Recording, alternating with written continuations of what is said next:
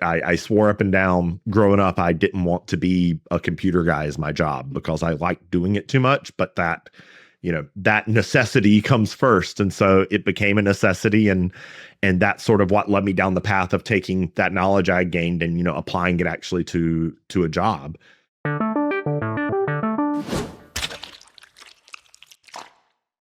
Hi, welcome to the G Research Open Source Software Outreach Podcast, the GR-OSS Out Podcast. I'm your host today, Tabatha, and today we're doing something a little bit different. We're celebrating the 2-year anniversary of this podcast, and so we thought we would switch it up a bit and we would put Jay in the hot seat. So Jay Faulkner is on the GR-OSS team, as you all know, and I would like to hear from his side of things. Jay, how do people know you? How do people know you in open source? Well, I am one of the first hosts of a wildly popular podcast, the GR-OSS Out Podcast. No, I mean, really, I've been in tech for a long time. We were actually just talking before this started that March will actually be 20 years in the tech industry for me, and that spanned a lot of stuff. But the reason why I'm at G Research Open Source Software. The reason I work on open source is because, I'm a self-taught person. I didn't go to college. Well, I went to college and my GPA is a fraction instead of a whole number. So that's not great. But open source software existing is what enabled me to get a career started, right? Like I ran OS.org for years on a $20 a month donated virtual private server with 32 megabytes of RAM. And using the same software that would be running in production at the big houses there, I was able to, manage that website, run a full LAMP stack with over 1 million hits a month. Actually paid some of my bills for a couple months there. But really what paid my bills is the fact that I had to learn a lot about how systems worked to do that. And so that led to an opportunity, which, like I said, almost 30, not 30, gosh, I'm not quite that old yet. Almost 20 years ago now would have been when I got started at an email marketing startup in Durham, and that really sort of kicked off my career. And I mean, I can tell you about the stuff I've done. I can say I've worked on Ironic for 15 years, but if you're listening to this podcast, you know that. I've hopped around. I've worked at, places like Yahoo. I've worked at places like Verizon and Rackspace, and now at, G Research, who is the world's #1 at quant finance stuff, or at least trying our hardest to be. So it's been a pretty crazy ride, and I imagine Tabatha and I will be talking about some of it as we go through. But I'm not your host today, Jay, and I'm happy to be here on the other side of the screen for once. Yeah, being in the hot seat. So you said your entry point into tech was 20 years ago. What kind of brought that on as a general even curiosity to get started in it? Was it a need? Was it sort of just a drive to learn more about something that was a hobby? There's a little secret about our society that if you don't work and make money, you don't get shelter and food. And I know that sounds pithy, but it's the real answer. Tech was not something I ever embraced as a career. I actually, of all things, I actually went to college with the idea of eventually moving on to seminary. But, my personal circumstances changed. That's not necessarily religions that I follow anymore. But, it sort of sets the table for how weird this was as a switchover for me to go from sort of this, people-focused thing to this tech-focused thing. And it really just boiled down to the fact that I had bounced around jobs. I was working as a security guard at the local school system. And, quite frankly, I didn't like the future that I saw in store for me of, working for, low hourly wages at someone else's whim. And it just didn't sound great to me. So I tried to take the tech knowledge that I had, the hobby that I had, that I swore up and down growing up I didn't want to be a computer guy as my job because I liked doing it too much, but that necessity comes first. And so it became a necessity, and that's sort of what led me down the path of taking that knowledge I gained and, applying it actually to a job. That's really interesting. Yeah, I heard you say that you were interested in computers, but you didn't want to turn it into a career. I don't know. I feel like that is an uncommon attitude to have, particularly around somebody who is interested in technology, and probably even more so 20 years ago. If there wasn't a glut of computer science programs at every university, there wasn't a bunch of boot camps around that you could join to sort of get involved. So if you had cursory or, just some fundamental understanding of how computers worked, back in the day, it was let's go do the computer thing. So I'm finding it really surprising to hear that that's not exactly how it went for you, that you wanted to sort of protect that hobby. I have petulance as like a core character trait. So I don't necessarily enjoy stuff that I have to do.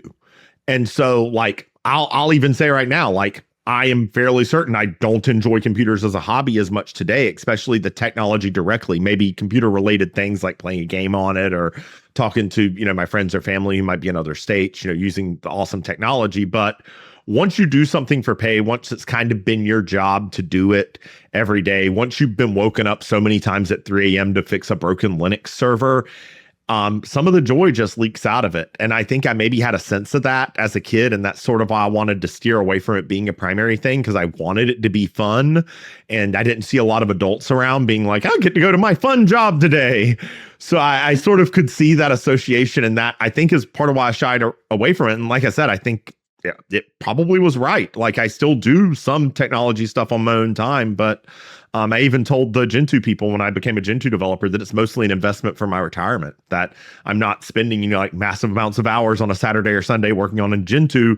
But, I do see a future where I'm going to not have a job and I'm going to want to have useful things to contribute, and maybe trying to pull that computer back in as a hobbyist thing instead of, just being the sort of thing. And I feel like this is a very negative place, and it doesn't need to be, because it's enabled so much more cool stuff for me. But I shouldn't soliloquy on the podcast. No, I think that's definitely why you're here, and because it coming into computers and doing computer work, it can look so different, and everybody's journey is. I mean, it sounds trivial to say this and trite almost, because it's been said so often, but the paths, particularly in open source, they all look very, very different. And I even though we've worked together for a number of years, like I said, I was still surprised to hear that this was a hobby for you and you wanted to protect that space. And I think that's wise. I really enjoy photography, but I knew that I never wanted to turn it into a career, because I would start hating it.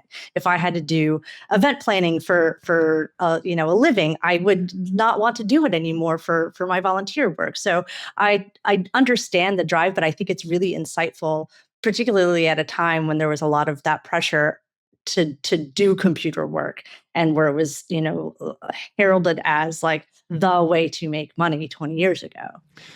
Yeah, it's one of those things that, like, even beyond that, I would say that, my day-to-day job is probably not as technical as most people would think, right? Like, how much of my time is spent with, an IDE or Claude Code or Vim open versus conversations with people about requirements, versus looking at use cases for people using OpenStack clouds and, almost trying to be a product manager, where you can't go ask people, what do you need from Ironic? You have to look at the way they're using it and be like, I can see the missing thing that they're routing around, or I can see that this feature not being there is causing pain. And so you kind of pull a little bit of that out, and I mean, also, I interned at a newspaper. I've worked journalism a little bit, and now I get to have conversations with cool people. I get to chat with Tabatha, even if the sides are switched, we still get to chat, talk to people who are people who I've respected in the industry. I mean,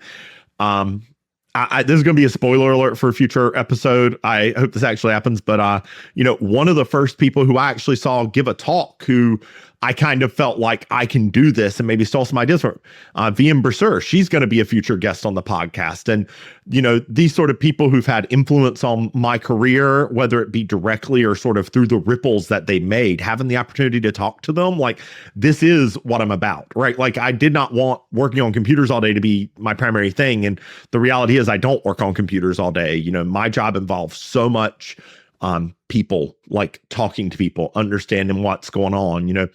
Hell, I read more code than I write these days anyway. So it's I feel a little bit lucky to have the opportunity that, like, my career trajectory has been able to be steered a little bit by me toward, sort of straddling those lines. So maybe I'm not, 2 feet in software developer or 2 feet in DevOps like I was before, that now I can be, a little bit of talking to people, a little bit of documentation, a little bit of management even, and mix all those pieces together. And it really does keep you on your toes. It keeps things exciting. It keeps it happy. And it sort of keeps from you getting stuck in that like unhappy little rut of doing the same thing every day. Yeah, I get that. Like not wanting to be the person that's responsible for just pulling tickets, solving the challenge that's in the tickets, and then hitting done and just spending all of your time figuring out those small computer problems or even large computer problems.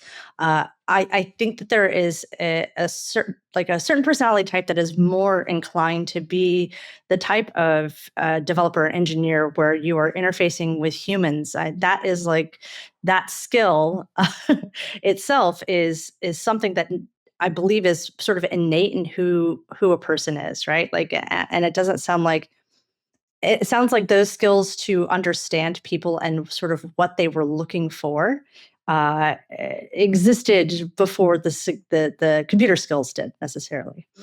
Um, so I've always found you to be very gregarious and very engaging to be around, and wanting to hear everybody's story, right? And to understand how they're coming at the world, to understand how you can best sort of fit into their space. I don't think that skill of yours and that talent of yours just stops with computer work. I think that you've got just sort of a talent and a special gift for peopling, and it can be quite rare. I found in software development.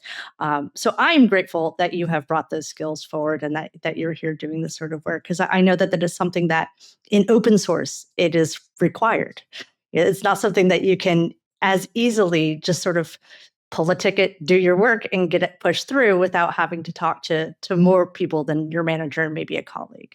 So first of all, that's a very nice thing to say. I'm very gracious of that. But I will say it's frustrating as hell to be one of the people who sort of are oriented that way when a lot of the tech industry isn't. It's kind of interesting because I have a lot of people who are sort of in the cutting edge of like Python who've been, I would say, in my orbit, but it's more like I've been the moon in their orbit a little bit. Folks like Alex, who's been on the podcast, or Glyph of Twisted fame, who's been, a mentor to me off and on for years now. Really, if you ever want to blame someone for the fact I know Python, Glyph is as guilty as anyone else. So, I think about these people and they sort of have an approach to things that's one thing. They may think about the world in another way. And then the other communities that I'm in, like Gentoo, are almost old school in the way that they approach things. And you can almost see, they talk about in politics, the horseshoe effect, that at like the two extremes, that they're actually more in common than they would have with other people. And you see some of that emerging, but oftentimes there are groups of people who don't always get along, who don't communicate in the same way or in the same level. And so it's a little bit frustrating to me sometimes to see it. And I'm not talking about specific communities necessarily, just those are examples, but I kind of wish, and maybe maybe this is naivete on my part, but I kind of wish that everyone just accepted as like base table stakes that we're all trying to make things better, right? Like the person at Red Hat who might have invented System D and flipped your idea of what in it should be. They did it because they were trying to make the world better. And even if you disagree about that, there's a certain amount of human respect that has to come with that, of this is a person trying their best to make the world better. And that to me is it. And I kind of think that's why you got to be people oriented, right? Like the technology on its own, what's the point, right? Like the point of the technology is to, reach out and talk to someone in Florida who you wouldn't have met had all this stuff not existed, right? Like as an example, that to me is what it's all about. And that's kind of cool. That you always have to think about it in these wild, crazy, big ideas if you're an infrastructure person, because like, I'm not writing a web app for someone, right? Like computers are at the end of the assembly line and they get turned into whatever. So yeah. I am happy to have been a part of the whatever. Yeah, no, I get that. I get the sense of like being part of something bigger and having a sense of what that bigger picture looks like, and how you've played a role in that in any small part, and in some really big ways too.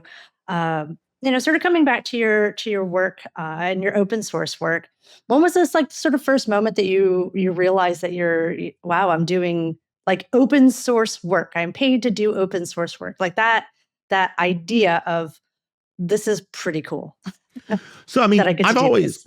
I always liked open source, but it was always from like an operator standpoint. It was kind of that starting point of where I said, this is the same software that they use to run Yahoo or AOL or wherever at the time. Note that I didn't say Facebook. Facebook didn't exist when I was learning some of this stuff, right? So it's sort of, that was always the approach I took. And after working at Rackspace for a while, I had worked in the email and apps division in Blacksburg, formerly MailTrust, Webmail.us, met a lot of good people in my career there, but met my wife. We moved on to San Francisco, and it was the same company, but it wasn't in a lot of ways, right? Like the San Francisco office, it was sort of like getting dropped headfirst into San Francisco startup culture, because while that was a Rackspace office, it was the office of a company that they had recently acquired called CloudKick. Again, lots of smart people there. And so I kind of had my first opportunity to work on open source there, actually adding bindings to Fog, which is the Ruby library that's sort of the one-stop shop for anything cloud. And we added Rackspace Cloud Monitoring bindings to that with some tests, and I actually worked with an intern that had doing that. We did it together. And there were two specific things I remember about that. One is how cool it was. The first time they did the GitHub, they put the code in the Arctic code vault, and a lot of people got the badges. Fog was how I got in there, because it really was the first far-reaching open source project I'd had an opportunity to work on. But the other thing that I really appreciated was sort of something that I've taken with me, is that when I took on that intern who, hi Daniel, if you're out there listening, glad to see you've had some success, but we were learning it together. I didn't know how to do what I was trying to teach him to do. He didn't know how to do what I was trying to teach him to do. And we both learned it together. And I think that there's some value to that in that approach of, I know how to know things, but that doesn't necessarily mean that I've learned the specific thing that we need to do, and we're going to learn it together. And I think that's an approach I try to take with my interaction. I mean, like, I'm presenting this as an intern, but really with anyone, right? Like, if you don't know the answer to something, switching that no to a let's figure it out together is actually a pretty big inflection point. And quite frankly, might be some of the reason why you have the more gregarious perception of me, whereas maybe people who worked with me 10 years ago, 15 years ago, before I figured some of this out, might have seen me as a little bit more negative, because I would say no instead of let's go figure it out. Gotcha. Yeah, that makes sense. And even now, there's still a lot that's uncharted in open source and in the work that you do. So having that attitude of, I don't know the answer directly, but I definitely know how to figure it out, or find the answer, or find the people who might have the answer to this, and not being so concerned about your ego that you're like, oh, I don't want to look like I don't know what I'm doing. Because I feel like that can be a common fear too, for somebody who's approaching open source maybe for the first time, is like, I don't know how to do this, I'm just going to stop. No, I want to dig into that, because I actually think that's a super important piece there, is that if you're always positive, if you're always complimentary to someone, but you never give them an honest critical opinion to go along with that, if you +2 every change, if you never -1 something, if you never are willing to look at that, then you almost become a little untrustworthy in that sense. And so, like, you always have to be careful if you want people to listen and believe you when you say nice things, when you're trying to lift them up. You also have to be willing to be that hard rock sometimes for them to scrape up against and sharpen and say, actually that wasn't a good job, or maybe this isn't the approach I would have taken, or do you realize that you probably made that person feel really bad with the way that interaction happened? And as long as you kind of have to have both sides of that coin for it to matter, right? Like, we've all been around those like toxic positive people who try to tell you that the world is great even when the world isn't great. Like, I don't want to be that person. So I won't, like, if someone has a conversation with me and they're like, how did I do? And I say, you did a good job. Like, you can believe it, because I would not be saying that if I didn't think you did a good job. Yeah, for sure. I think that's an important point to make when you're working with somebody and your code never leaves, sort of an internal surface. It can be easier to raise those things and to give feedback that's maybe a bit more direct. because you're not worried about outside perceptions. And in open source, we don't have that luxury. Everything that we do is transparent, and most of what we do is quite transparent and put out there for the world to see. And that includes, comments and working groups, and at a being overheard at a conference in the hallway track. There's a lot of different ways for open source contributors to interface with the world, and if it's always sort of being mindful of what you're putting out there, and what you're putting out there is what you're going to get back to. Yeah. So if you're that person that's always just spooning sunshine out to everybody, well, you could probably expect that people will be generally pleasant to you, but you're not going to necessarily going to get honest feedback about your own work either, too. So I think it goes both ways, and it requires folks to have that awareness in those conversations and in that approach. Well, and I always start from that place, like I said earlier, of the assumption that unless you prove otherwise to me, I'm going to assume you're trying to do good, that you're trying to improve things, that you're trying to make it better, that even if you give me the sloppiest AI pull request ever, and maybe I'm frustrated at that my response should be, you've been misled by marketing, right? Like someone told you that this tool could help us when really the way you're using it is not helpful. Here are helpful things you can do. That type of positive negative interaction, instead of just, shutting the door on someone or closing it by a robot or something, can be the difference between someone using your software, maybe trying to contribute again in the future, and them just going no. And you have enough of those interactions with the right type of people, and that's how projects get reputations for being unfriendly. And it's not even necessarily anyone doing anything wrong. It's just these online conversations we have. You have to really be explicitly, thank you for trying. I appreciate what you're trying to do. I know that you had good intentions, even if it didn't work. You always have to temper it there a little bit, because people are going to hear the no louder than anything else, regardless of what you got it surrounded with. That's true. That's very true. So since you've been working on open source pretty much since the earliest days of your career, it sounds like, how did making that shift from being an operator or consumer of open source to then being a contributor and maintainer and project lead and all of these other, when you were starting out in it, did you ever see yourself in a place where you would be, kind of the one that's managing projects like this, that has such a heavy hand in shaping projects that shape the world, like Ironic? I mean, no, but also if I look back at it, I can see how that trajectory built out, because when I first got involved in the OpenStack community working on Ironic, at Rackspace, we decided to do on metal. I more or less tackled the guy and said, I want to work on this, because it was systems and open source at the same time. I felt like, this is sort of what my career has been building to a little bit. And I got involved, but I wasn't a Python developer at that point. I was more of a Linux engineer. I worked on a lot of the build infrastructure for our pre-OpenStack ideas for how to implement on metal. And that ended up, I sort of learned Python as I was in the OpenStack community. So I think that it's a little bit weird in that when people see OpenStack Python, we have our own style constraints and stuff, that to me is home. If I go look at a project doing another layout, it doesn't feel that way. So I think that is playing a little bit, and it sort of directed the way I contributed. Like early days, my primary contributions were things like the way that we built the RAM disk for IPA, high level like systems architectures for these distributed systems. Even if I couldn't write the code, I could say, hey, if you do it this way, it's going to be more efficient than doing it this way. And I think that naturally molded it into me sort of seeing myself as a voice for the operators, in a way of, because it was clear that I maybe have more access in that team than others would have who were operators. And so I kind of, was trying to represent that. I'm going to be honest, I'm not even going to say I did a good job. I have no idea how good of a job I did at that. And in fact, I've had to throttle back those instincts more and more, because it's been years since I've maintained an actual OpenStack installation, right? Like I am the upstream developer who needs someone to come and bring me the, no, this is actually how people are doing operations today, right? Like it's sort of flipped, but that trajectory, I think, is sort of what led this way, right? You go this way, and then at which point it just becomes you do what you need to do, right? Like I'm a gap filler. Like I tend to do the things that get dropped on the floor anyway. And anyone who's ever actually been an open source leader knows that it is 1% prestige and 99% sweeping floors. And at some point, I realized I was sweeping the floors more often than not anyway. And so I actually just got the title to go along with it.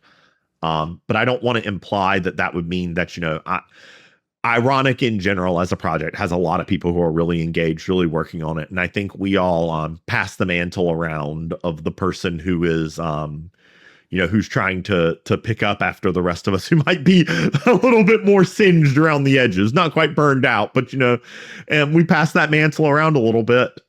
These days that's done actually officially because we are a distributed project leadership team. Like as far as Ironic's concerned, I'm our security liaison, but I'm also on the OpenStack vulnerability management team in the security SIG chair. So I'm liaisoning with myself. I'm very good at that. I understand what I'm thinking most of the time. So that's great.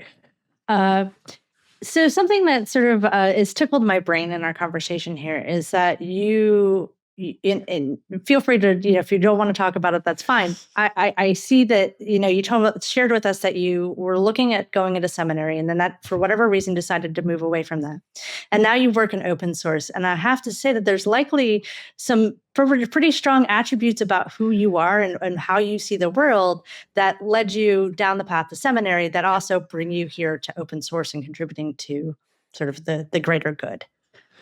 I mean, it's like you want to do good things. You want to be around people and you try to find the outlet that allows you to do good for folks, to be around folks, to have a life that you like, while managing to do good at the same time. I think that my perceptions as to the best way to do that good changed a lot in that 1 year at college when I was too irresponsible to wake up for class. But it's And I think the open source leads me down that path. In fact, I've had more than once where I've had a conversation with someone and I tell them my personal history before I really jumped in as a technologist. And you start seeing it emerge a little bit in my talks. If you go look at my talks and you realize that I learned how to public speak from behind like a traditional pulpit at like a Southern American church, you sort of can see the mannerisms come out a little bit. And I think that that maybe made me a little more fearless. That maybe be part of the reason why I'm just willing to say what it is that I'm going to say, because it's, that's in my opinion, the best way you can help someone out is being truthful to them, being helpful to them. It's not always just about giving them a hand up. Sometimes it's about, just being honest. I like that. So, behind a pulpit, saying what needs to be said, behind a microphone, saying what needs to be said, perhaps. You have recorded more of these podcast episodes, and you've probably shared the genesis of this podcast was from you. And so with so many open source podcasts out there, so many podcasts in general, like what was the calling, the drive here to talk, to have a podcast that you could host? We went through this whole thing and I feel like we've been painting a beautiful picture, Jay. I'm going to be 100% honest. It's 100% selfish. I like having conversations with people. I've done video game streaming in the past on Twitch, not with any popularity, but I had a couple of people who I barely knew say, hey, you're an interesting person to watch, or you have a good voice for this. We like hearing your reactions thing. And, I like going to conferences and having that hallway track. Like, sorry, you plug your ears, bosses, but if you pay for me to go to a conference, I'm probably not sitting in that many sessions. I'm probably at the table outside the entire time trying to find another smart person to hear their story. As you said, figure out where they fit in, maybe evangelize them a little bit on OpenStack, right? Or whatever the path may be. And, it seemed like a really good opportunity to bring that to me, right? Like to be able to have those conversations, to be able to pick and choose who I had. And quite frankly, like it's just an interest. Like it's something I wanted to do. And Gross has always been really open to being like, if you can make the value make sense, then it does. And now, 2 years later, I look at it, we have a producer who, you don't get to see his face on here that much, but he does a lot of the legwork for this. If you've been a guest, you've gotten emails from him. He keeps the logistics out of the hair. So essentially, as far as running a podcast goes, I go to 1 30-minute meeting a week, and I get to sit here and have conversations with cool people. And so it's like, who wouldn't want that? And I know the answer is a lot of people, but I don't understand those people, right? Like, so there's no trick, there's no giant plan. It's just, I wanted to get an opportunity to have cool conversations with people, publish them. I think you'll see the gross moment stuff is actually, maybe the part that might have the nugget there of that, actually, you're talking about, why I didn't want to go in tech. Maybe this is speaking to a little bit of imposter syndrome there, of that it seemed always like magical. I still feel that way about stuff. Like if I watch like some of the bugs that I see, some of my friends file, I'm like, that's impressive. I don't know how you got there. And I feel that way about software development when I was younger a lot, where it's like, what's the trick? Like, there's got to be a magic trick, right? Like, because you're not solving all of these hard problems all the time. Like, that seems impossible. But you're solving the hard problems all the time. That's just what the job is. There's no trick. There's no secret to it. And I kind of have always thought of like the, 18 to 20-year-old me listening to this podcast, trying to send a message back in time that, there's no trick to it. It is hard. It kind of sucks, but it doesn't necessarily matter. Like, everything does a little bit, right? Like, there are not that many worthwhile things in life that aren't going to come with some amount of that. But, in my case, I get to travel to Europe. I got to speak on a stage at CERN, and, they were listening to me. Like, why are they listening to me? I should be listening to them, right? And so you sort of see this stuff build up, and I don't really know how I got here. I'm happy to be here, though. I feel like I've just stumbled into it. Like, people ask me for career advice or whatever, and I don't have any other than just do your best, be honest, be straightforward with people. Actually, here's the piece of advice. There's a lot of people who don't do this. Ask questions. Ask people not just a why, but ask if you can do stuff. If you see that presentation at your talk of someone saying like, we're going on this new initiative to do a cool new technology thing, and you want to be a part of it, go bother that person. Go tap them on the shoulder and say, what do I need to do to be on your team? And it may take 2 or 3 times before it works, right? Maybe asking the question of getting yourself a seat at the big table, of having the discussion. They can say no. That's fine. But if they say no, you're in the same place as if you hadn't asked the question in the first place. So give people the opportunity to let you in. Give people the opportunity to lift you up a little bit by asking them for that help. I like that. I know somebody that presented this sort of concept. His name is Jason Blanchard. I know him from the security world. And he says, don't deny people an opportunity to get to know you. An older lady in the church I grew up in, my parents were always the type who would try to sneak like the $20 bill to someone if they like brought food or something. They didn't like the idea of getting something for free. And I saw that woman, and it's like, I always feel emotional about it, because I haven't seen these folks in so long, but she would always just yell at them and say, stop trying to steal my blessing. Right? Like, it is a blessing, whether you believe it in a supernatural sense or not, to be able to do a nice thing for someone else and know that you've impacted them. And so let people help. Ask for that help if you need it, regardless if it seems silly or stupid to you, but it's meaningful. Like, even if you say it to someone else, they're going to think it's silly and not meaningful. If it's meaningful to you, it should be meaningful to them. And quite frankly, if that person doesn't act like it's meaningful to them, that's really useful information that you should take into account as to how much you should, involve yourself with that person moving forward, because they should care about it because you care about it. Yeah, no, those are great points.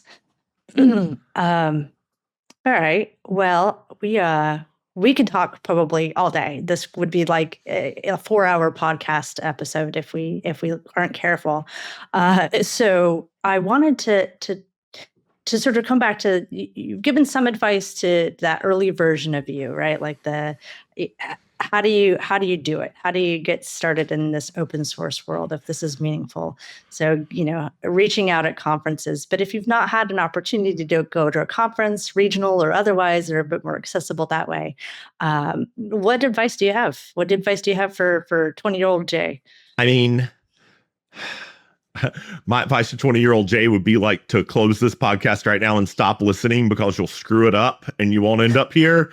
That's always, I don't like the time travel hypotheses for that reason. Like, I'm pretty happy with my life now. I don't want to mess with the timeline too much, but you start fading. Yeah, exactly. It's like, it's a completely different shirt, Yeah, exactly. It is funny. My wife made the shirt free, so it's like the shirt starts disappearing. It's like, that's really bad news for me. Right. But like, I think it's just, gosh, I almost wish you'd asked this after I have a gross moment that kind of plays into this a little bit. But like, you can do it. If you do what seems to be the right thing, it's probably going to work out. Like, that's usually what I'm thinking of. And I always take caution with that because I know that I have certain advantages. Like, I got more swings at the baseball than most do. We joked earlier about the fact I flunked out of college. For a lot of people, that's a loss. So like, I'm a person who was lucky enough to have multiple chances. I am aware of that. I'm appreciative of that. But you just got to keep going. You got to keep trying. There's no secret, right? Like, you just keep going. You're right. Tomorrow's another day. Maybe it'll be better. Maybe it'll be worse, but it'll be different. And you got to get there. I mean, I don't really have specific good advice for show up. I don't know. It's just show up and do the thing. I mean, it's amazing how much gets done just by getting to tomorrow. And there's a lot of value in that. Get to tomorrow, however you need, and the rest of it will figure itself out, especially if you're 20. If you're 20, you don't know what you even want at that point. Just survive, maybe eat fewer cheeseburgers, maybe send that advice back in time, something like that. Right. But it's, I wouldn't have known what I wanted when I was that age anyway. And I'm kind of lucky to have stumbled into the position I have. And I do think the disposition has a little bit to do with it. And that's what people can control. So, be a person who tries to emit happiness and be there if other folks need you, and maybe it'll work out for you too. I'm not guaranteeing that it probably won't. It doesn't work out for a lot of people, and that's just the gross truth of the world. But we're trying. Oh yeah. No, I think that there's value in showing up as yourself. This wouldn't work if Jay was trying to be like every other, engineer that you'd seen at the time. You sort of had to show up and state your claim of like, this is who I am, and this is what I do here, and this is how I'm going to help. And, the more that you do that, and the more that people see that that's congruent with what you're saying, that your actions are matching what you're saying, then doors start getting opened for you, and it's up to you to walk through them. Well, people want to help you back. It's kind of the thing, right? Like, I've not applied through the front door for a job in maybe a decade. And that's because when I'm looking for work, I have people who I've worked with who they go, hey, I liked working with him. Or maybe people who I worked with on, I liked working with that person, and I reach out to them and, they reciprocate. And if you can get your foot in the door of the tech industry and you can make those good contacts, those people, I mean, I like using the word friend for it, but I feel like that's a lot of Jay coming into it. Like, you can have professional contacts and networking without them being your friends. But for me, they're all my friends, right? Like, if you're a person in my professional network and you came to my house and wanted to have dinner, I'd have dinner with you. I don't count. I don't keep those barriers up too much, but that's really the trick, is just, anyone you meet now, you're going to meet them again later. And, maybe they're going to be the CTO of a giant OSPO for a fintech company, and will give you the opportunity you need to, find that job where you've got, spread across 4 or 5 different disciplines. That's rad. So you hinted at our gross moment. If you've watched or listened to any of these podcasts before, you know that we have the gross moment. So Jay, what's your gross moment? I thought about this a lot, and I'm actually bringing a non-open source one here because I think it's interesting. And I'll say this out loud. I don't think I've told this story publicly before. But my very first job was at an email marketing startup. It's not really a secret which one it was, but I'm not going to say their name here for reasons that'll be obvious. I was hired in as a system administrator intern right after their only system administrator quit. And 3 months later, I was a full-time sysadmin. When you're working at an email marketing company, though, being a sysadmin means also you are the grand poobah of the SMT SMTP logs. And if mail doesn't get delivered, it kind of falls to you. So at an email marketing company, like I sort of ended up being kind of the postmaster too. So like not necessarily like anti-abuse, but I was the one handling relationships with companies, and things like that. Not alone, but it was a big part of my job. And eventually, that grew to an entire abuse prevention department. And we had a very large customer who basically, me and the head of the abuse prevention department went together. We looked at all the data and we found that the way they were interacting with our system was specifically to circumvent our abuse prevention method, specifically the part where if someone clicked the opt-out button and the unsubscribe, like our software enforced that they were opted out. And this company was specifically circumventing that. So we presented the case to the C-suite. The customer was fired. And 2 weeks later, the customer was unfired.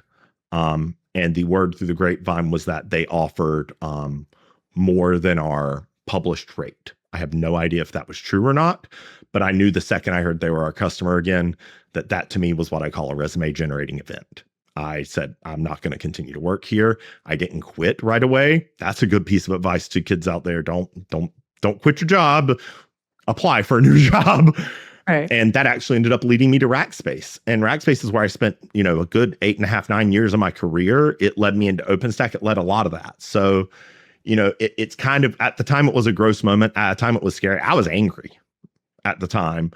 But looking at it, it was kind of also the kick in the pants I needed to get out of a job that I'd gotten stagnant in, that there wasn't any more growth for me in, and to move on to Rackspace and Blacksburg, where I met my wife, where I first started the opera. I was there when they announced the start of OpenStack, and like all these positive things in my life followed that. So I sort of, I like to keep that in mind, that like sometimes making an ethical stand or something like that is a gross moment at the time, but it's what you need to do. And there are still people from that job I have a lot of respect for.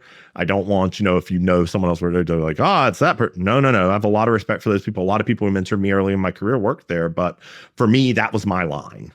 And if you're out there, find your line and think about that now, especially in the world we're in the state of things right now. Someone asked you to collect data on someone, think really hard about whether or not it's okay to collect and store that data or things like that, right? Like, as technologists, I think we like to think of technology as net neutral. And, maybe it is if you're writing a database engine or you're writing a server provisioning software. But if you're out there collecting data on people, if you're doing that input, think really hard about the second or third order effects about your work and whether or not maybe that's your gross moment to pick the right thing to do. Yeah, that's great. Thank you for sharing that. Yeah, it can be hard to make those ethical lines happen, when you've got to put dinner on the table too. And so it is not always as cut and dry, and it can be a really challenging moment for a technologist, especially early career, to have to make those decisions for yourself. But nobody else is gonna decide for you, and you're the one who's got to sleep easy at night, knowing that you either enabled this to continue or were complicit in participating in something nefarious happening that you knew wasn't right or was in agreement with who you are and your values. I get it. It's not the best story I have from that job. The other one is not fit for the podcast. So that's your Easter egg. If you see me at a conference and you want the better story from that job, tap me on the shoulder and ask, and we'll have a really hilarious conversation about it. And Tabatha, I'll clue you in after we stop recording. But just an Easter egg. If you're out there and you're like, I want to hear the email marketing story from the podcast, I'll know you're one of our 100 listeners, and I'll thank you and probably buy you a coffee or something. That's great. So Jay, you and I do things a little bit different on the podcast. And one of the things that I try to do that I like to ask our guests is, and it's especially timely because Valentine's Day is this week, is there any open source projects that you think need a little extra love? The one that's in the bottom square of the XKCD stack, some small project that you just like more maintainership there. More. Yeah, sorry, I'm not gonna take that. I'm gonna use the platform to say something else entirely, which is Gentoo. Sure. Gentoo is not that little piece of load-bearing infrastructure, but there's a lot of people there who are doing good work. It's a good distribution. It is the path through which I learned a lot of the stuff I'm talking about here. Installing Gentoo, managing it, that's the reason I'm involved with it now. If you are a person who's trying to learn Linux and you want to build that up as a skill, do a Gentoo install. Read the handbook. Don't stop until you understand what every step does. And at the end, you're going to have a pretty good understanding of how Linux works. But, if we're talking about, load-bearing parts of the infrastructure, Gentoo does a lot of stuff people don't realize. Gentoo is often the first distribution that ties together the newest version of libraries and the newest versions of compilers and all that and meshes them together. A lot of those fixes come from that community. A lot of fixes for GCC stuff, for LLVM, all come from there. And so, just kind of think about that. If you're looking for something to do, Gentoo's a really fun place to go work at. You get to build all the software from scratch. The ebuild syntax is pretty fun. I've certainly enjoyed using it as a weapon for learning. Not going to necessarily say that it's like, some perfect ideal of the way to manage a system, but as someone who stamps out rubber stamped server as like my day job, is really nice to have like an artisanal handcrafted Linux that like I maintain myself running on all of my desktops. And, it really does scratch that itch of making me feel like a hobbyist again instead of a professional, which is part of where the joy can come from. That's awesome. Well, I'm really glad I asked that. I was going back and forth about whether or not I was going to ask you that question, but I'm glad I did. And it also gives the folks that are listening and maybe a 20-year-old out there that's sort of just wanting to get started in this world, a place to go and hop in. Plus, they get to hang out with cool folks like you, Jay. Yeah, if you install Claude Code or TLP on Gentoo, I'm the reason why. If you work on Claude Code, please stop releasing 17 times a day. It's exhausting as a maintainer. Oh, goodness. Well, on that note, I think we probably should wrap up here. I want to thank G Research for the opportunity for Jay and I to host this podcast, the Gross Out Podcast. If you are looking for work and you are in the UK, you want to check out gresearch.com. We've also got some pretty cool events that happen from time to time, so check out the events page there as well. And until next time, thank you all. Have a great time.